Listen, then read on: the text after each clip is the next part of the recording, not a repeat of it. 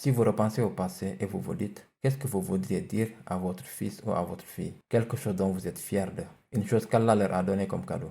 Quelque chose qui les encourage, qui leur donne l'impression d'être fiers. Combien d'enfants à travers le monde ont envie d'entendre, pour une seule fois, leur mère ou leur père leur dire, je suis fier de toi. Allah t'a donné un tel talent. Allah t'a béni. Je suis si fier de t'appeler mon fils. Il y a des gens qui mourraient pour cela, mais ils ne l'obtiennent pas de leurs parents. Et même s'ils l'obtenaient, par exemple si une fois, l'enfant, la fille décide de cuisiner quelque chose pour la première fois, elle va apprendre à cuisiner pour rendre sa maman fière. Et quand elle arrive enfin à cuisiner et faire quelque chose de bon, que tout le monde aime, la mère dit, c'est bon, finalement, tu as dû le faire plusieurs fois parce qu'il t'a fallu beaucoup de temps. Tu n'es pas capable de faire autre chose.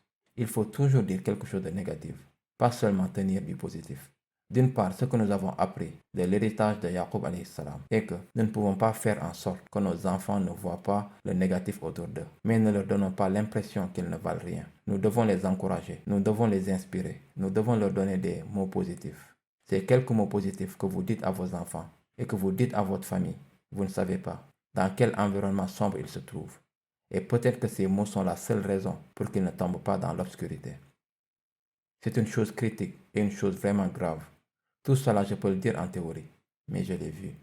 J'ai vu des jeunes faire les erreurs les plus terribles de leur vie et ont eu du ressentiment après envers leurs parents. Et quand vous creusez, quand vous voyez qu'ils sont engagés dans toutes sortes de choses interdites, vous pourriez penser, je devrais peut-être parler avec lui sur, ne fais pas de choses haram, crains Allah, tu dois craindre l'au-delà. Oui, tout ceci est vrai, mais il se passe autre chose qui les conduit sur cette voie sombre. Ce qui les conduit sur le chemin sombre est, mon père ne fait que me critiquer, toujours. J'entends que des choses négatives à la maison. Je ne veux pas faire face à cela. Quand Shaitan arrive à créer de la négativité à l'intérieur de la maison, les jeunes, vos enfants, vont aller trouver des amis ou trouver des environnements où les gens les apprécient, où les gens aiment quelque chose sur eux, où les gens les font se sentir à l'aise, où les gens les encouragent. Ils commencent à se sentir valorisés dans ces environnements. Quand ils trouvent ça, vous commencez à constater qu'ils passent de moins en moins de temps à la maison et plus de temps à l'extérieur. Et au moment où ils sont assez grands et qu'ils rentrent à la maison à 2, 3 ou 4 heures du matin, vous perdez la tête. Qu'est-ce qui se passe avec toi? Ils disent, je ne peux pas te parler, je ne veux pas faire face à ta négativité, je ne peux pas gérer vos remarques. Et vous êtes en état de choc. Qu'est-ce qui vient de se passer? Mon enfant était si gentil, il était si calme, il répondait jamais en retour. Et tout d'un coup, regarde comment il me parle. Peut-être que je devrais les amener voir l'imam. Peut-être que je devrais les amener voir quelqu'un qui peut réciter un peu le Coran sur lui, leur souffler quelque chose, et ils iront très bien après. Cela ne va pas arriver. Vous n'étiez pas là pour les encourager quand ils étaient plus jeunes. Vous n'étiez pas là pour avoir une vraie conversation quand ils étaient plus jeunes. Ils ont gardé toute cette rancune en eux jusqu'à ce qu'elle éclate finalement. Ce sont des êtres humains. Ce n'est pas seulement votre enfant ou mon enfant. Ils sont des êtres humains. C'est la nature humaine. Et donc ce que nous apprenons dans la Sourate Youssouf est quelque chose de très puissant. En revanche, ce n'est pas seulement des mots positifs que Youssouf alayhi salam expérimente. Il a goûté à la négativité aussi. Ses frères ne l'aiment pas. Je suis sûr qu'il a entendu des choses négatives de la part de ses frères. Et de nombreuses années plus tard, après avoir survécu à toutes ces épreuves, il est devenu un ministre. Et ses frères se sont tenus debout devant lui. Ils ne savaient même pas que c'était leur jeune frère qu'ils avaient essayé de tuer. Ils n'ont aucune idée. Et quand tout ce fiasco de vol s'est produit, avec son plus jeune frère, accusé de vol, qu'est-ce que ses frères ont dit? Écoutez ceci attentivement. Quand il dit,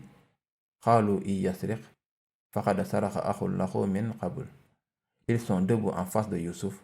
Ils ne savent même pas que c'est Youssouf. Ils le regardent droit dans les yeux et disent, s'il a volé, il avait un frère qui aussi avait un problème de vol. Ils disent que Youssouf était un voleur. Et ils ne savent même pas qu'ils l'insultent devant lui. Donc ils étaient également méchants avant. Et qu'est-ce qu'Allah dit sur Youssouf alayhi salam? Il dit, quand il a entendu ces mots,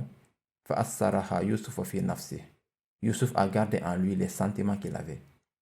Il ressentait de la rage, il ressentait de la tristesse, l'injure et la calomnie qu'il ressentait de la part de sa propre famille. Il la garda pour lui. Et il ne leur a pas fait voir, même le regard sur son visage. Il contrôlait ses émotions et restait calme. Et il s'est dit en lui-même,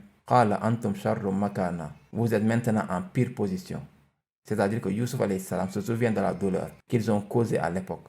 Il est adulte, il a vécu trop de choses négatives, il a été vendu comme esclave, puis faussement accusé, des années de prison, mais Allah n'a jamais mentionné la douleur qu'il gardait en lui ou laissé apparaître quelques plaintes. Mais quand ses frères ont parlé, la douleur est ressortie à nouveau. Les êtres humains sont capables de tolérer beaucoup de difficultés de l'extérieur, mais les difficultés qui se passent au sein de la famille sont beaucoup plus difficiles à accepter et sont beaucoup plus difficiles à surmonter. C'est ce genre de douleur qui est la plus dure. Donc les mots positifs qui viennent de la famille sont plus importants que quiconque. Certains d'entre vous ont une maîtrise, d'autres sont comptables, certains d'entre vous sont ingénieurs, médecins, peu importe ce que vous faites. Quand vous allez au bureau, les gens sont fiers de vous. Tu es incroyable. Tes parents doivent être si fiers de toi. Ta famille doit être si fière de toi. Les gens veulent prendre une photo avec toi. Les gens veulent juste vous remercier au travail. Comme tu es éloquent, comment tu es intelligent. Que des louanges. Vous entendez ces louanges? Elles ne vous touchent pas, elles ne veulent rien dire. Parce que quand vous rentrez à la maison, votre famille, votre propre famille, tu es sans valeur, tu es une déception. Pourquoi ne pourrais-tu pas être comme ton frère? Pourquoi ne pourrais-tu pas être comme ça? Pas comme ceci. Tu appelles ça un vrai travail? Ce n'est pas un vrai travail. Tu appelles ça un diplôme? Ce n'est pas un vrai diplôme. C'est ce que fait la famille. Et toutes ces réussites ne signifient rien. Parce que leur vraie signification est quand les félicitations viennent, que les mots de soutien viennent de la famille. Attention à ces mots. Ils sont un dépôt. Ces enfants que nous avons, cette famille que nous avons, nous devons être très prudents de la façon dont nous leur parlons. Si vous n'avez rien de bon à dire, restez silencieux, ne dites rien. Et si la famille est négative envers vous, c'est ok, ce n'est pas grave. Ne combattez pas cela. Soyez comme Yusuf alayhi salam, gardez-le en vous et laissez passer. Parce que rien de bon n'en ressortira de ce genre de négativité. Nous devons être attentifs à comment nous nous conduisons dans notre famille, surtout les mots sensibles que nous utilisons avec nos enfants et quel effet ils peuvent avoir à long terme dans leur personnalité. Il y a des gens que j'ai rencontrés. Ils ont été appelés par certains noms quand ils étaient enfants. Ils se sont littéralement dit, c'est ce que mes parents pensent de moi. C'est comme ça que je vais agir de toute façon, parce que c'est ce que je suis réellement. Parce que qui me connaît mieux que mes parents? Ils en font une excuse pour se ruiner. Mais cela a commencé à les marquer quand ils étaient enfants.